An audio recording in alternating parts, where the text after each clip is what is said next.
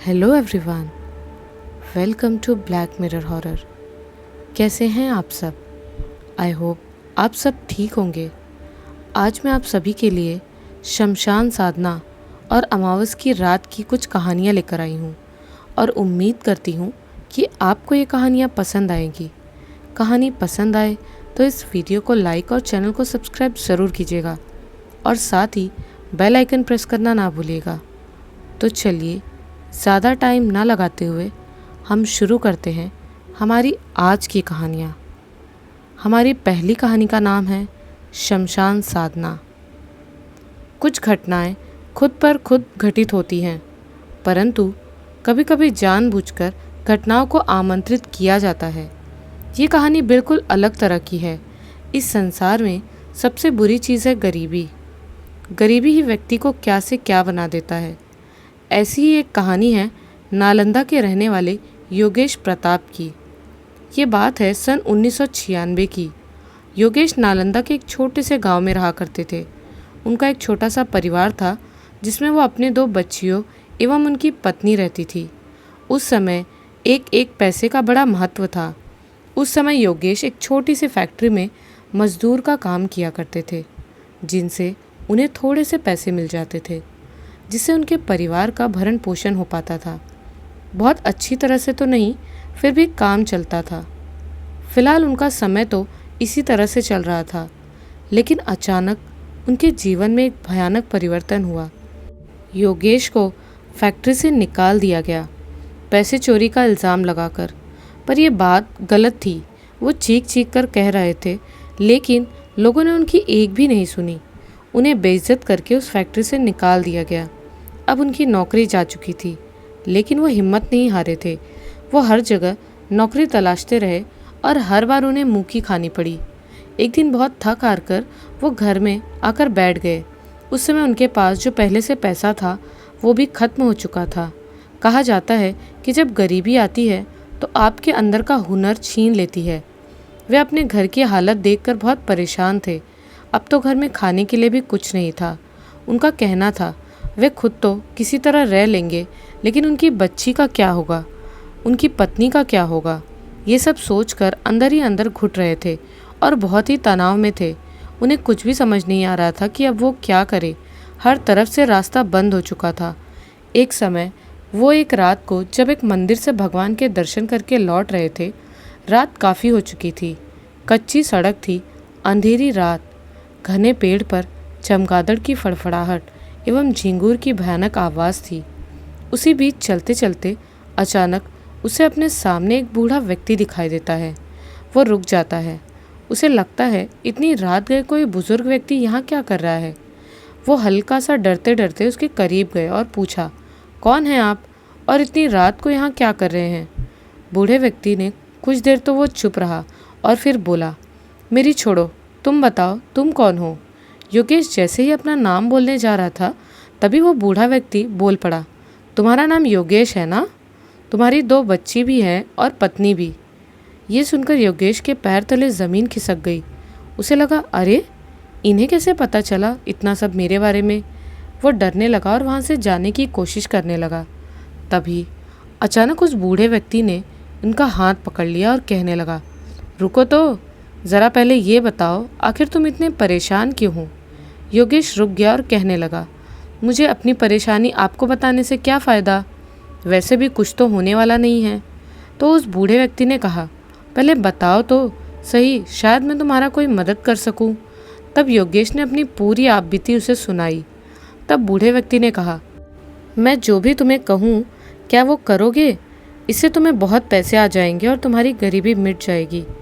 पैसे की बात सुनकर योगेश अंदर से थोड़ा खुश हो गया और कहने लगा, कृपया वो उपाय मुझे बताएं, मैं कुछ भी करने को तैयार हूँ अपने परिवार के लिए।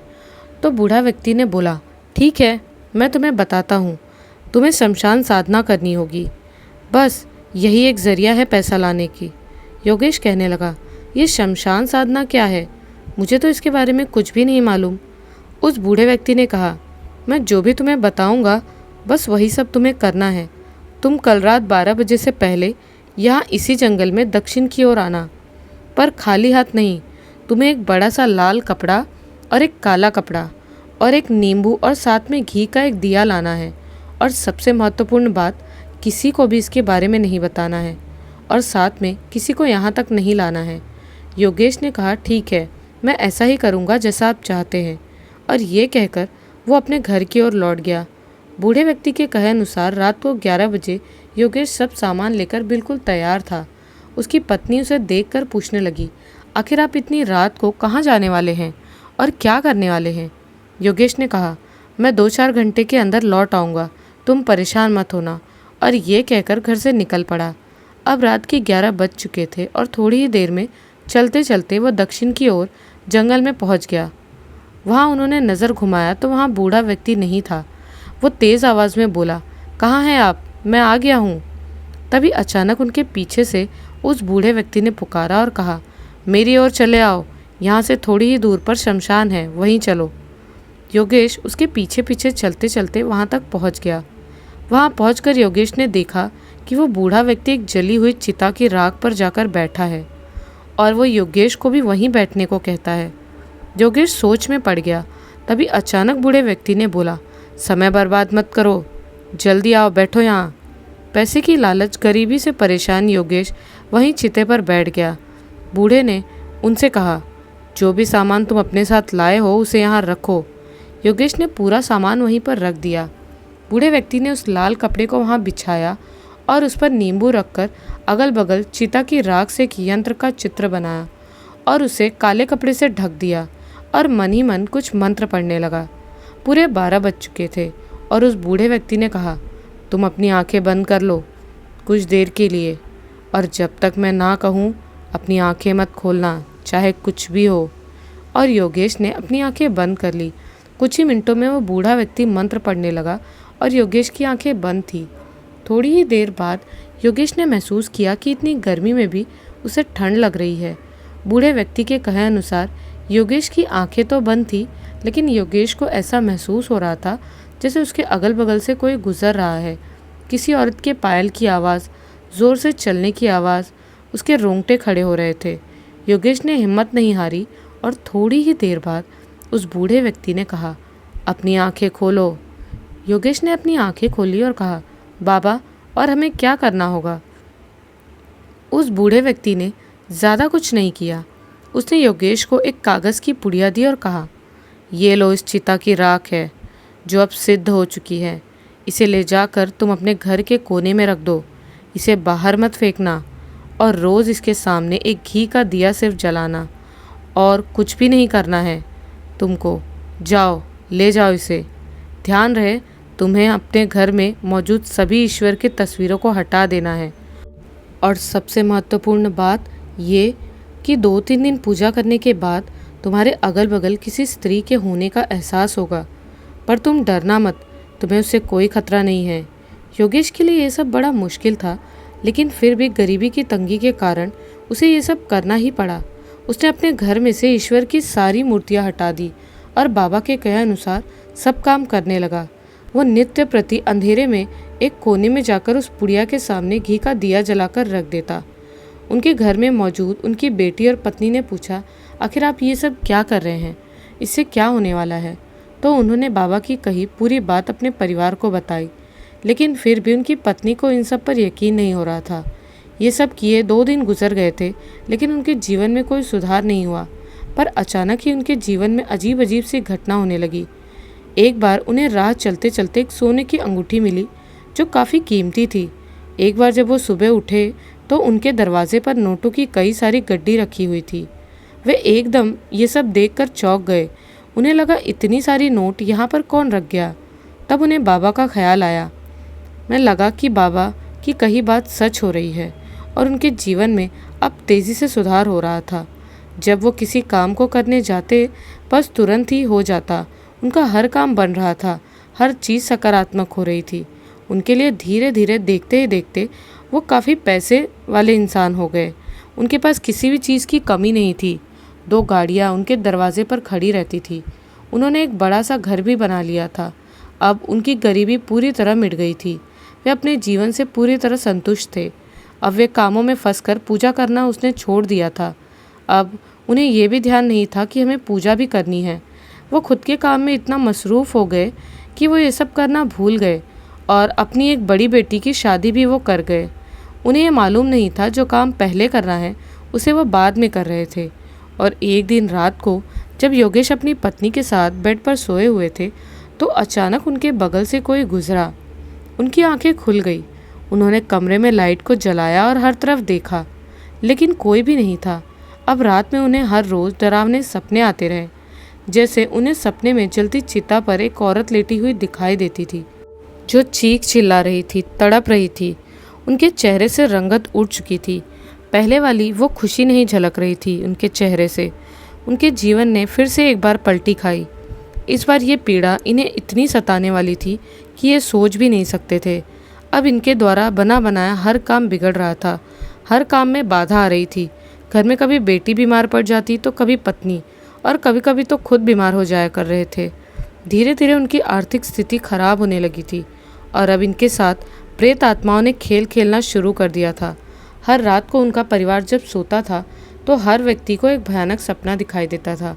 एक बार योगेश को लगा कि उसके सिरहाने कोई सोया हुआ है और उसका गला दबा रहा है और वे बोल नहीं पा रहे हैं।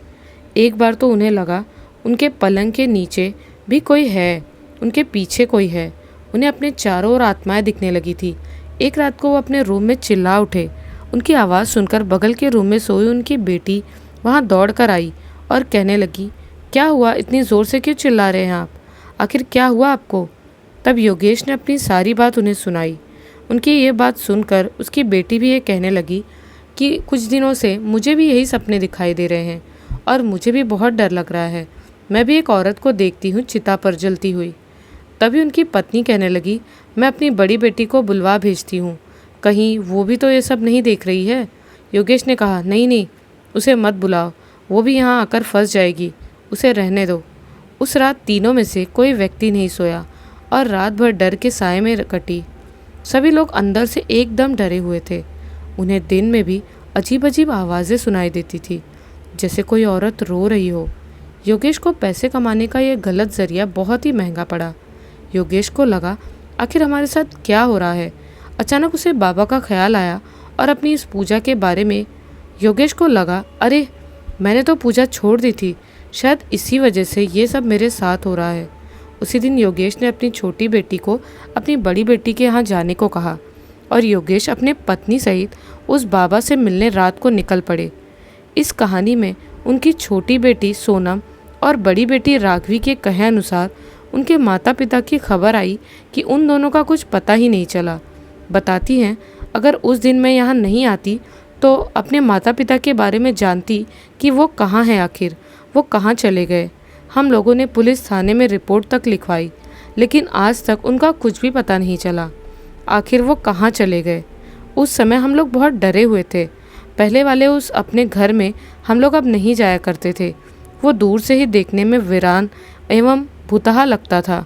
उस घर पर हम लोगों ने ताला लगा दिया और जब भी मैं उस घर के बगल से गुजरती हूँ तो मेरे रोंगटे खड़े हो जाते हैं और सारी यादें ताज़ा हो जाती हैं।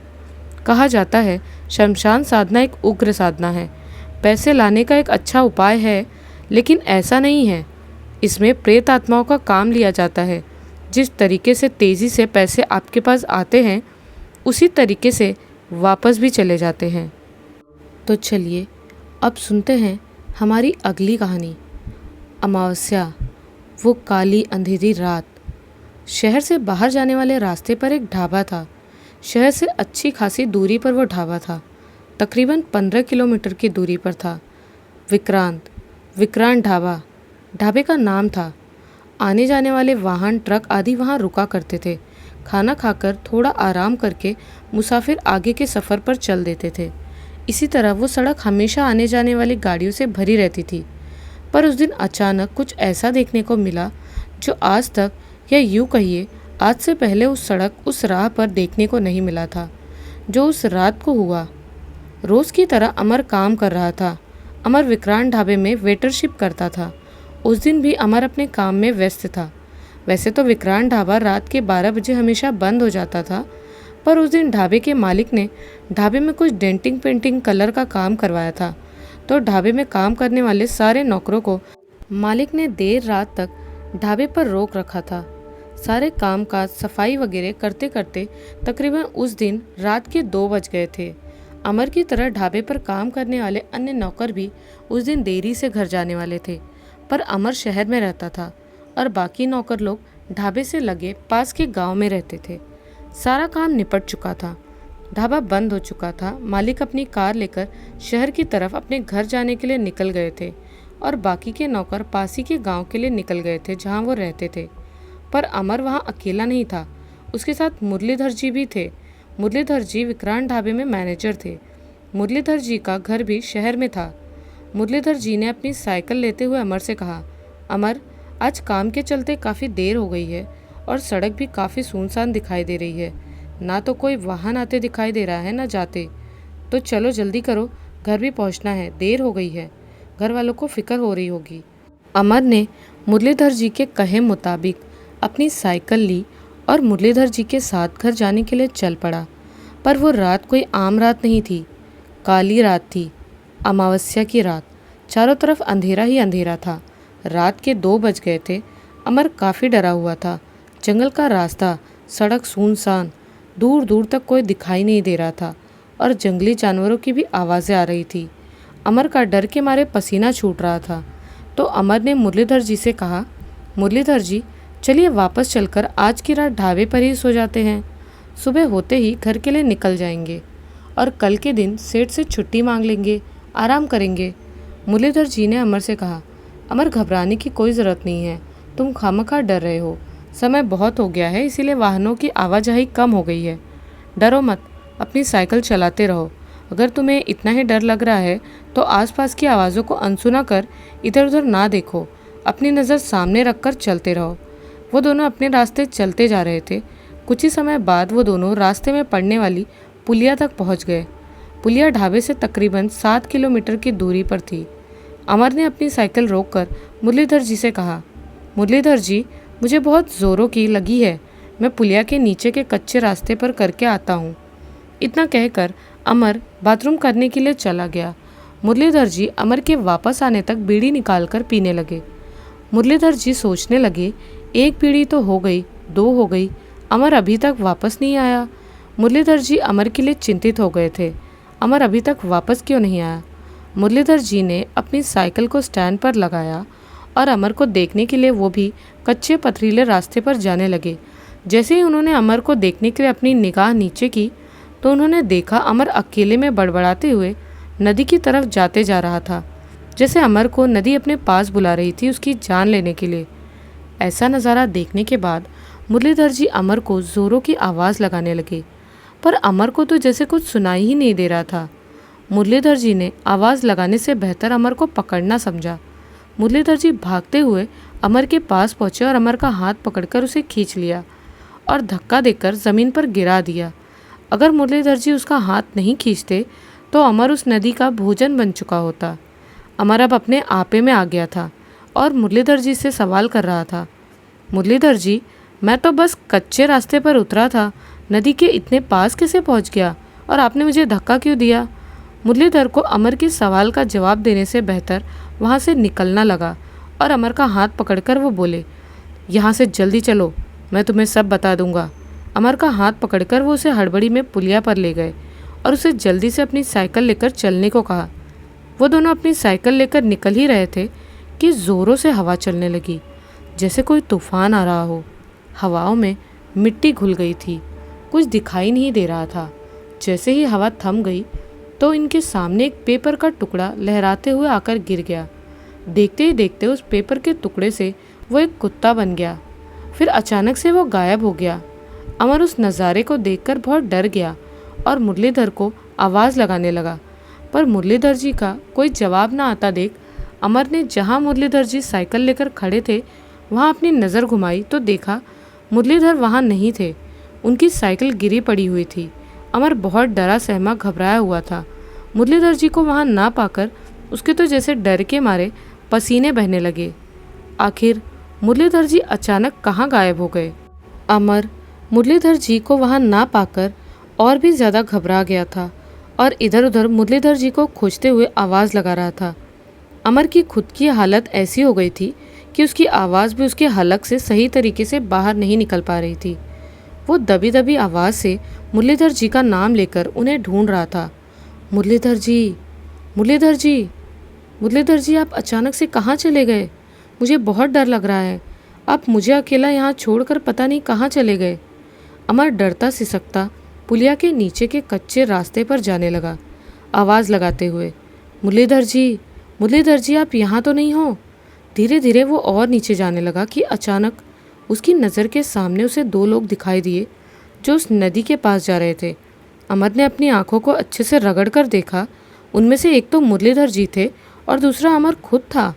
वो दोनों ही नदी के पास जा रहे थे। अमर को अपनी आंखों देखे पर विश्वास नहीं हो रहा था कि उसकी आंखों के सामने ये सब क्या हो रहा था। जैसे जैसे उसने थोड़ी हिम्मत करके मुरलीधर जी को आवाज़ लगाना शुरू किया, मुरलीधर जी, मुरलीधर जी, मैं अमर यहाँ हूँ, आपके साथ जो है वो एक छलावा है, मैं यहाँ हूँ। पर अमर की आवाज़ मुरलीधर जी तक पहुँच ही नहीं पा रही थी। मुरलीधर जी तो उस छलावे के वश में थे और उसके साथ नदी की तरफ बढ़ते जा रहे थे। मुरलीधर जी को जो अपने साथ ले जा रहा था वो एक छलावा था, या यूं कहिए एक बुरा साया था। उसे चकुए के नाम से भी जाना जाता है। वो लोगों को भ्रमित कर मौत की राह पर ले जाता है। चकुआ मुरलीधर जी को भी भ्रमित कर अमर का रूप लेकर मौत की तरफ, मौत की राह पर ले जा रहा था। और मुरलीधर जी भी उस छलावे के साथ अमर समझकर बात करते करते नदी के नज़दीक जाते जा रहे थे कि मुरलीधर जी को बीड़ी की तलब लगी।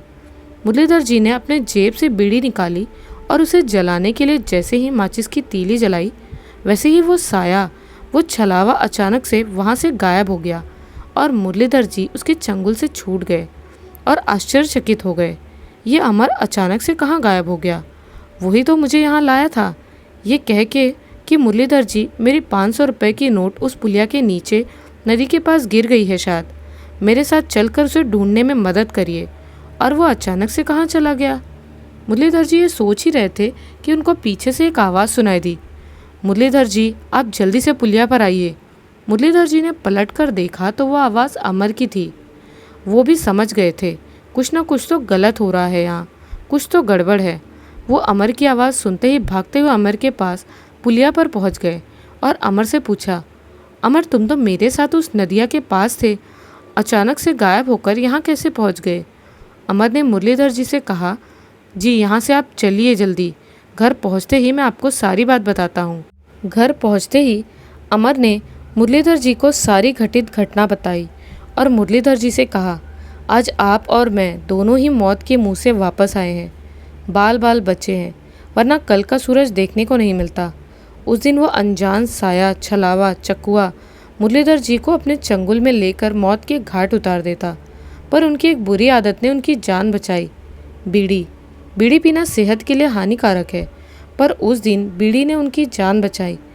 कहते हैं साये अग्नि के सामने नहीं आते, शायद उस दिन भी ऐसा ही हुआ।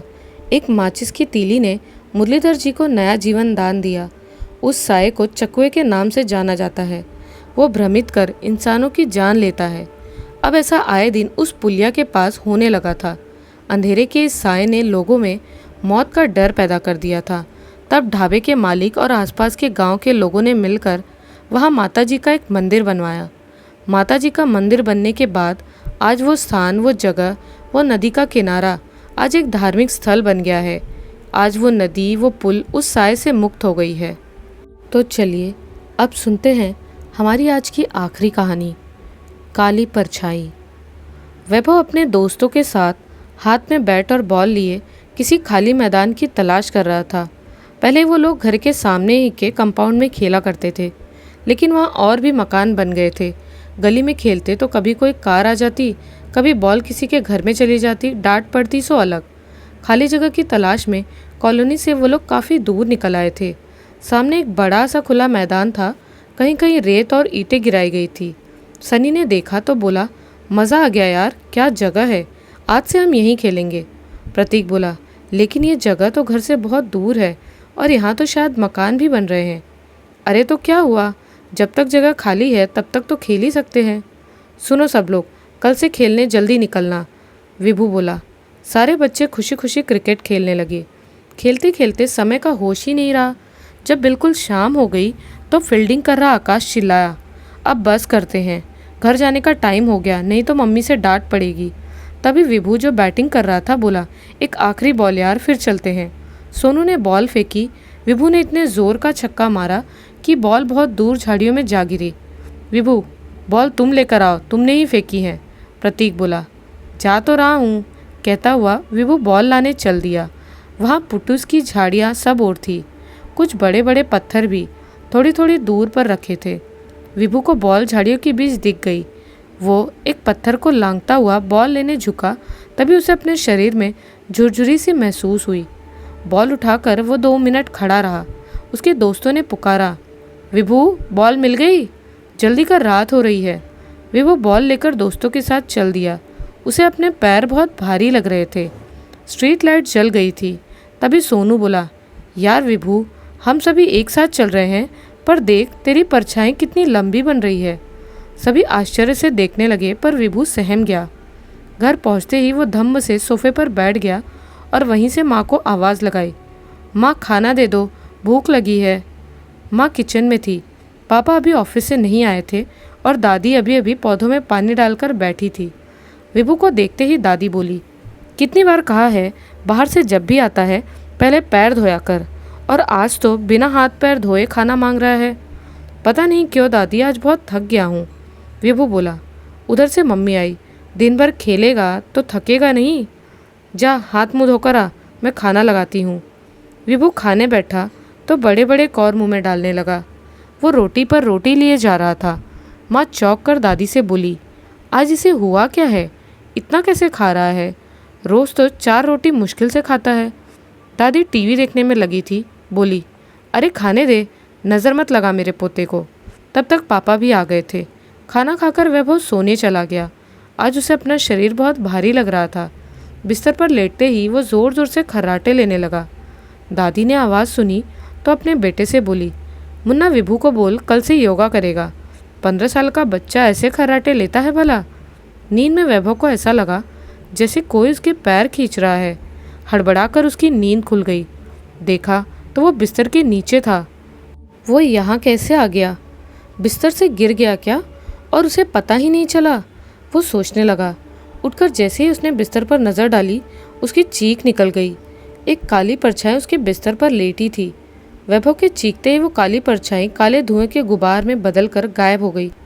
माँ, पापा, दादी सभी विभू के पास आ गए। वो बहुत डरा हुआ था। माँ ने उसे सीने से लगा लिया। विभू का दिल ज़ोर ज़ोर से धड़क रहा था। पापा पूछने लगे, क्या हुआ, कोई बुरा सपना देखा क्या? पर विभू कुछ बोल नहीं पा रहा था। माँ रात भर उसके साथ रही। वो बड़ी मुश्किल से सोया। अगले दिन दादी की आवाज़ पूरे घर में गूंज रही थी, अरे कल रात तक तो सारे पेड़ पौधे ठीक थे, मैंने पानी भी डाला था, आज एकदम से सारे कैसे सूख गए? माँ पापा भी भागकर बाहर गए। सारे पेड़ पौधे सूख कर काले पड़ गए थे। सबको बड़ी हैरानी हुई। तभी विभू आ गया। उसकी आंखें चढ़ी हुई और लाल दिख रही थी। माँ ने देखा तो चिंतित होकर बोली, विभू तेरी तबीयत ठीक है?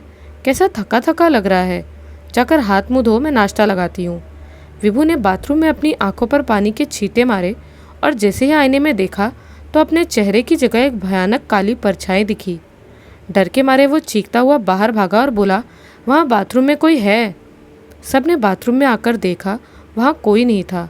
किसी को समझ नहीं आ रहा था कि विभू को क्या हो गया है। नाश्ते की टेबल पर भी वो अजीब व्यवहार कर रहा था। उसने अपनी प्लेट में ढेर सारा खाना लिया और मुंह में ठूसना शुरू कर दिया। खाते वक्त अजीब सी चपड़ चपड़ की आवाज़ निकाल रहा था। पापा ने टोका भी, विभू आवाज़ करके नहीं खाते, पर उसने जैसे सुना ही नहीं। खाना खाने के बाद वो सीधा अपने कमरे में चला गया। दादी को कुछ अपशकुन का आभास हो रहा था। उन्होंने तुरंत दीपक में कपूर और गूगल जलाया और उसे लेकर विभू के कमरे में गई।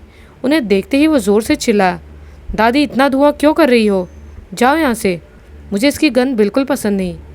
दादी की आंखें चमक गई। तुरंत कमरे से बाहर आकर बोली, मुन्ना ज़रूर विभू को बुरी नज़र लगी है, तुम जल्दी से तांत्रिक बाबा को बुला लो। ओफो माँ, ये सब बेकार की बातें हैं। अब वो बड़ा हो रहा है, ज़्यादा टोका टोकी अब उसे अच्छी नहीं लगती। उसे कुछ समय दो, थोड़े दिन अकेला छोड़ दो, ठीक हो जाएगा। पापा को इन सब बातों पर ज़रा भी यकीन नहीं था। इधर वैभव की हालत खराब होती जा रही थी। उसकी आंखों के नीचे काले घेरे पड़ गए थे। दोस्तों के बुलाने पर भी वो खेलने बाहर नहीं जाता था। उसे हर जगह बस एक काली परछाई दिखती थी, जिसे देखते ही वो बुरी तरह डर जाता था और चीखने लगता था। सभी चिंतित थे। पापा ने डॉक्टर को बुलाया तो वो वैभव को देखकर बोले, घबराने की कोई बात नहीं है। ये एक तरह का फोबिया है जिसमें आदमी अपनी परछाई से डरने लगता है। मेडिकेशन के साथ ही मनोवैज्ञानिक थेरेपी ज़रूरी है। आपको इसे मेरे पास लेकर आना होगा जिससे मैं इलाज शुरू कर सकूं। फिर उन्होंने अपने पास से कुछ दवाई दे दी। वैभव भी बाहर तक डॉक्टर को छोड़ने आया। दादी ने माँ के कान में फुसफुसाकर कहा, उधर देख बहू। माँ भी चौंक पड़ी। विभू की परछाई बहुत लंबी दिख रही थी। वैभव अपने कमरे में चला गया। माँ डर से कांपती वहीं बैठ गई। दादी ने पापा को बोला, देख मुन्ना, ऊपरी बाधाओं का इलाज डॉक्टर के पास नहीं होता।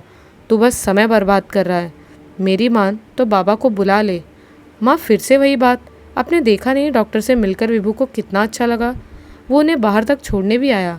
पापा बोले, हाँ, और जब जाने लगा तो तुमने उसकी परछाई नहीं देखी? दादी ने पूछा। फिर वही परछाई। अभी तक विभू के मुंह से सुन रहा था, अब आप भी? पापा झल्ला कर बोले, मैं विभू के पास जा रहा हूँ, दवा खिलाकर आता हूँ। उसे हमारी ज़रूरत है। कमरे में अच्छी धूप आ रखी थी। विभू बिस्तर पर बैठा खिड़की से बाहर शून्य में देख रहा था।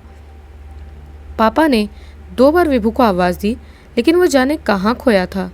जब तीसरी बार पापा ने ज़ोर से पुकारा तो उसने चौंकते हुए गुस्से में पापा को देखा। लाल लाल बड़ी बड़ी आंखें। एक बार तो पापा उसका चेहरा देखकर सहम गए, फिर बोले, क्या बात है बेटा, तबीयत ठीक है ना? ये दवाई खा लो और थोड़ी देर सो जाओ, तुम्हें अच्छा लगेगा। वैभव पहले तो उन्हें घूरता रहा, फिर चुपचाप दवाई खा ली और बिस्तर पर लेट गया। पापा जाने को मुड़े, पर अचानक जैसे उन्होंने कुछ देख लिया हो। पलटे तो सन्न रह गए। विभू लेटा था, पर उसकी परछाई जो दीवार पर पड़ रही थी वो अभी भी वैसी ही बैठी थी। किसी तरह खुद को संभाले हुए पापा बाहर आए। जो अभी अभी उन्होंने देखा था उस पर विश्वास नहीं हो रहा था। सीधा दादी के पास जाकर बोले, माँ, तुम सही कह रही हो, विभू पर कोई साया है। तुरंत ही तांत्रिक बाबा को बुलाया गया। उन्हें देखते ही विभू चीखने चिल्लाने लगा, भगाओ इसे, ये यहाँ क्या करने आया है? बाबा ने कुछ भस्म विभू पर फेंका तो वो शांत होकर गिर पड़ा। माँ उसे उठाने को दौड़ी तो बाबा ने रोक दिया। इसके बाद बाबा ने एक एक नींबू घर के सारे कमरों में रख दिया और कोई मंत्र पढ़ा। थोड़ी देर में वे सारे नींबू उठा लाए। वैभव के कमरे में रखा नींबू पूरी तरह काला होकर सड़ चुका था। बाबा बोले, इस पर प्रेत का साया है। माँ, पापा, दादी तीनों चिंतित होकर बोले, बाबा जी, हमारे बच्चे को बचा लीजिए। तांत्रिक बाबा ने तुरंत अनुष्ठान शुरू किया। हवन कुंड में आग जलाई और अपने झोले से पूजा का सामान निकालकर रखने लगे। चावल, सिंदूर, अगरबत्तियाँ, भस्म और भी बहुत कुछ। विभू को माँ और पापा ने पकड़कर बाबा जी के सामने बिठाया। वो अभी भी अवचेतन अवस्था में था। बाबा जी ने चेतावनी दी, जब तक मैं न कहूँ कोई भी बच्चे के पास नहीं आएगा, वरना अनर्थ हो जाएगा। फिर बाबा जी ने कुछ मंत्र पढ़ना शुरू किया और चावल के दाने वैभव पर फेंके। वैभव ने अपनी आंखें खोली, एकदम लाल आंखें। फिर वो किसी औरत की आवाज़ में बोला, मुझे परेशान क्यों कर रहे हो? मैंने तुम्हारा क्या बिगाड़ा है? बाबा जी बोले, बता, यहाँ क्यों आई है? वो औरत चीखी, मैं खुद नहीं आई, ये मुझे अपने साथ लेकर आया है। अब मैं यहाँ से नहीं जाऊँगी। बाबा जी ने चावल के दाने फिर से फेंके। ये तुझे लेकर आया है? क्या बकती है? पूरी बात बता। औरत की आवाज़ में वैभव ने बोलना शुरू किया, मैं आराम से सोई थी। ये मेरी कब्र को लांघ कर अपनी बॉल लेने आया था। तब से मैं इसके साथ हूँ। अब मैं इसका पीछा नहीं छोड़ने वाली। अब तो मुझे शरीर मिल गया है। वो ज़ोर ज़ोर से हंसने लगी। माँ, पापा, दादी डर, चिंता और हैरानी से अपने बेटे को देख रहे थे। माँ तो रोए जा रही थी।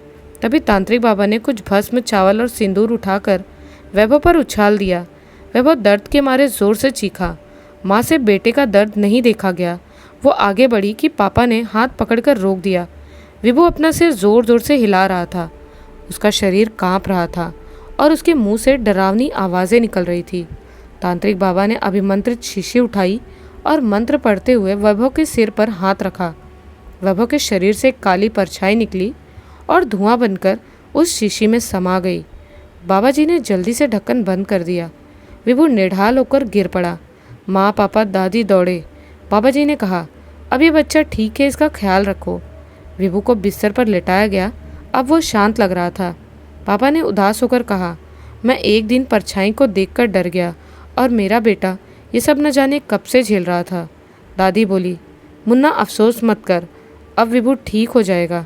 जब तक कुछ घटनाएं अपने साथ नहीं घटती, आदमी उन पर विश्वास नहीं करता। ज़मीन पर न जाने कितनी चीज़ें पड़ी हैं, हमें देख कर चलना चाहिए। पहले के लोग जूते बाहर उतार कर पैर धोकर ही घर में घुसते थे, ताकि साफ सफाई के साथ ही बाहर की बुरी शक्तियाँ बाहर ही रह जाएं। आज सब कुछ बदलता जा रहा है, लेकिन हमें अपनी पुरानी चीज़ें नहीं भूलनी चाहिए। तुम ठीक कह रही हो माँ, पापा ने दादी की बात सुनकर विश्वास के साथ कहा। सबने बाबा जी को प्रणाम किया। आज उनकी कृपा से विभू की जान बच गई थी। बाबा जी ने शीशी उठाई, बहुत दूर जाकर एक सुनसान सी जगह में एक गहरा खड्डा खोदा और शीशी को हमेशा के लिए उसमें दबा दिया। जिधर देखो उधर कंस्ट्रक्शन का काम चल रहा था। खाली ज़मीन तो कहीं दिखती ही नहीं। रेत, सीमेंट, ईंट और जेसीबी मशीनें।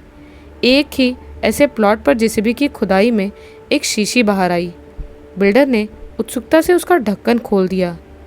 काले धुएं का एक गुबार बाहर निकला और देखते ही देखते बिल्डर की परछाई बहुत लंबी हो गई। कैसी लगी आपको ये कहानियाँ? हमें कमेंट्स में ज़रूर बताएं। मिलती हूँ एक नए वीडियो में कुछ नई और डरावनी कहानियों के साथ। जय माँ दुर्गा।